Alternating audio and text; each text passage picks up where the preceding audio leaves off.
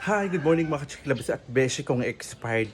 Watch nyo tong sinabi ni Mayor Vico Soto ha. Hindi ito fake news at yearly po ito nagaganap 3 million to 5 million depende sa laki po ng barangay. Alam nyo na, watch nyo. Magpaliwanag, hindi po kami. Kasi ang dami nagtatanong sa akin kanina eh.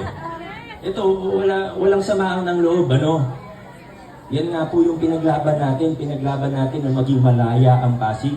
Na hindi yung pag nagtampo sa iyo yung mayor ay ipitin yung budget mo at ano. Hindi, malaya po tayo. Kung anong binibigay natin sa ibang barangay, nakakampi yung mga kasama.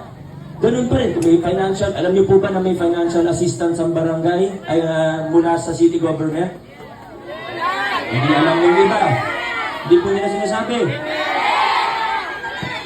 Kada barangay, pag maliit na barangay, may 3 million kada taon mula sa lokal na pamahalaan.